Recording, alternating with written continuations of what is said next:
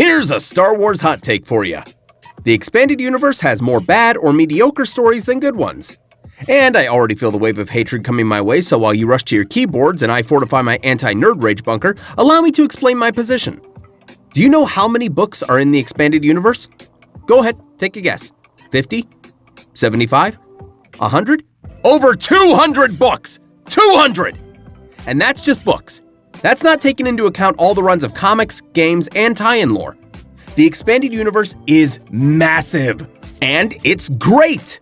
The Expanded Universe, or Legends, is home to some of my favorite Star Wars content. Matthew Stover's Revenge of the Sith novel, James Luceno's Darth Plagueis, Jedi Outcast, Jedi Academy, and of course, the undisputed best character in the Expanded Universe, Kyle the Chad Katarn. You love the EU, I love the EU. With that said, can we stop acting like the Expanded Universe didn't also give us some absolute dog shit? Why you pulling me? I'm right.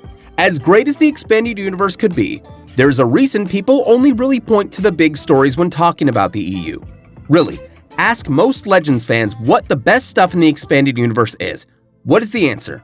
The Thrawn trilogy, Shadows of the Empire, the Darth Bane trilogy, absolute classics, yes. But how often do you hear them sing the praises of The Crystal Star, or Children of the Jedi, or Ruins of Dantooine, or Splinter of the Mind's Eye, or Planet of Twilight, or the Dark Nest trilogy, or Diversity Alliance, or the worst series of Star Wars books ever to be secreted, the Jedi Prince Saga? How about video games? We all know the classic Jedi Knight and Coder games, and Shadows of the Empire is an N64 classic. But remember the abysmal Force Unleashed 2? How about Lethal Alliance? Don't pretend you played it, no one did. The comics of the EU alone were all over the place. One issue would be considered a classic, but the next would be absolutely awful.